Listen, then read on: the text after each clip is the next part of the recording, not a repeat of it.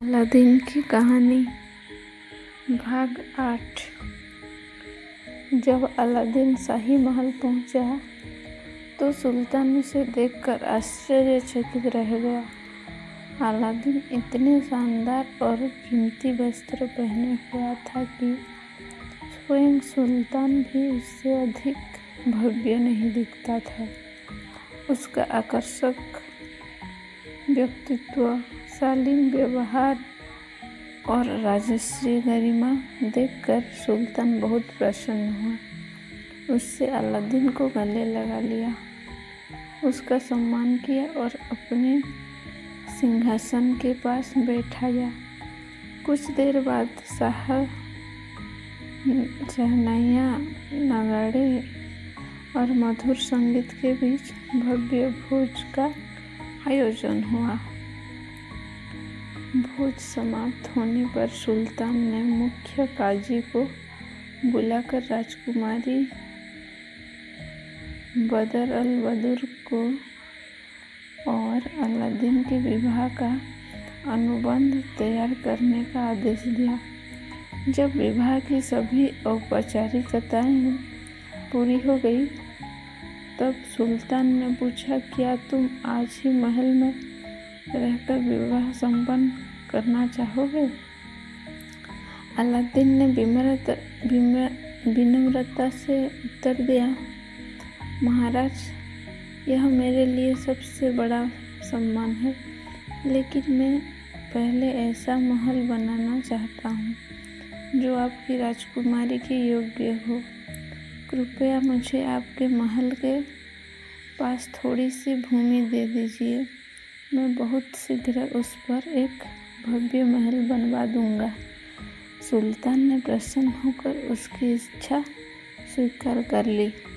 घर लौटते ही अलादीन ने जादुई चिराग निकाला और उससे रगड़ा। तुरंत जिन प्रकट हुआ।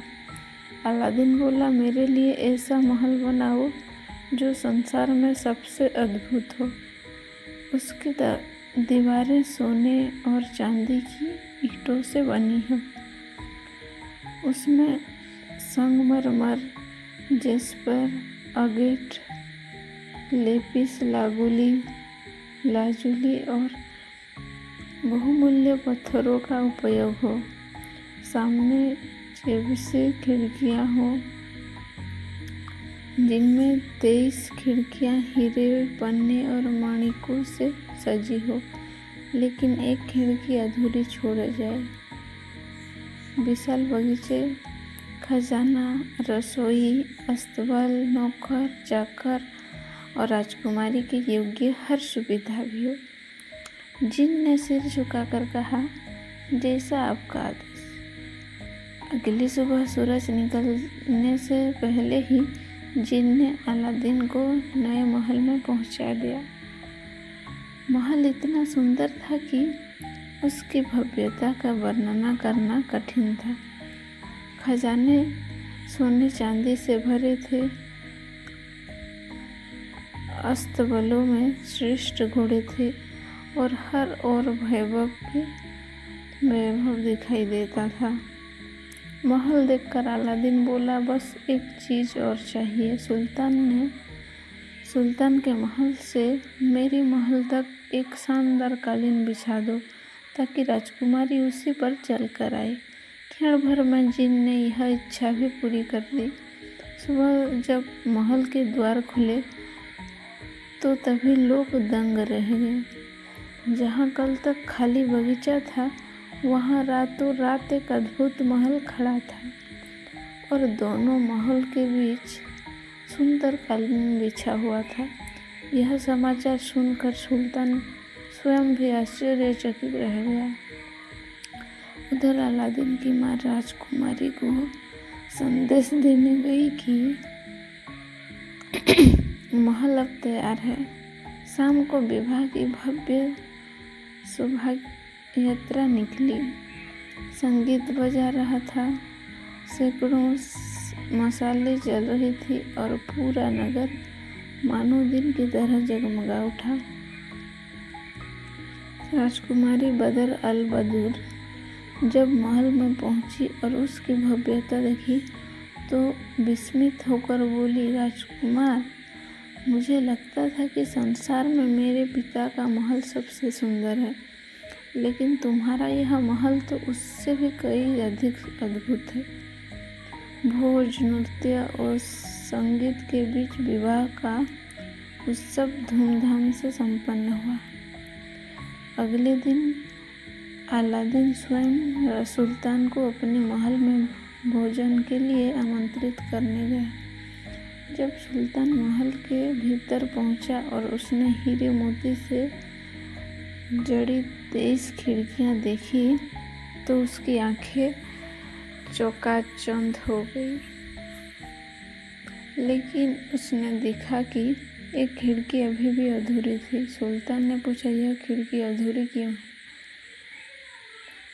अलादीन ने मुस्कुराकर बोला, महाराज, मैंने इसे जानबूझकर अधूरा छोड़ा है ताकि इसे पूरा करने का गौरव आपको प्राप्त हो। सुल्तान प्रसन्न हुआ और तुरंत राज्य के श्रेष्ठ सुनारों और जोहारियों को बुला भेजा। उन्होंने महीनों तक मेहनत की। सुल्तान के खजाने के लगभग सभी रत्न लगा दिए, यहाँ तक कि वजीर के रत्न भी मंगवाए गए। फिर भी खिड़की आधी भी पूरी न हो सकी। तब अलादीन ने सभी कारीगरों को रोक दिया और उनसे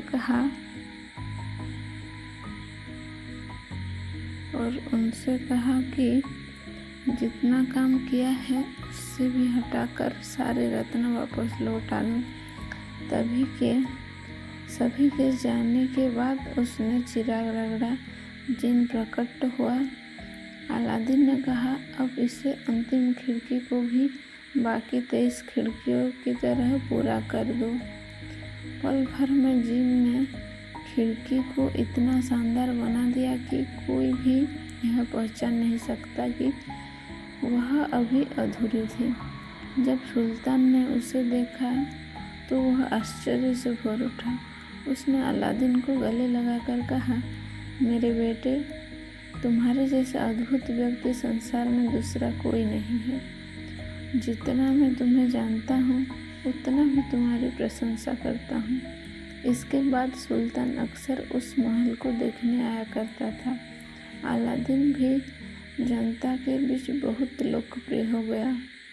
जब भी वह बाहर निकलता, उसके सेवक रास्ते में गरीबों पर सोने चांदी के सिक्के लुटाते। उसकी उदारता और विनम्रता के कारण लोग उसे अत्यंत प्रेम करने लगे। कई वर्ष सुख शांति से बीत गए। उधर अफ्रीकी जादूगर, उसने यह मान लिया था कि अलादीन गुफा में मर चुका होगा। एक दिन जादू और ज्योतिष की सहायता से उसका हाल जानना चाहता था। जब उसने अपनी विद्या से पता लगाया तो यह जानकर स्तब्ध रह गया कि अलादीन जीवित है और उसे जादुई चिराग की शांति से राजस्व वैभव में जीवन बिता रहा है। क्रोध और ईर्ष्या से उसका चेहरा लाल हो उठा। अगले ही दिन वह तेजी से चीन की राजधानी पहुंचा। वहां उसने अलादीन का भव्य महल देखा और तुरंत समझ गया कि यह सब जादुई चिराग के जिन की ही करामत है।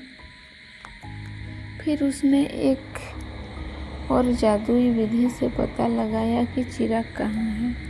जब उसे मालूम हुआ कि चिराग महल के भीतर ही रखा है तो वह खुशी से मुस्कुराया और बोला, अब वह जादुई चिराग मेरे हाथ लगे बिना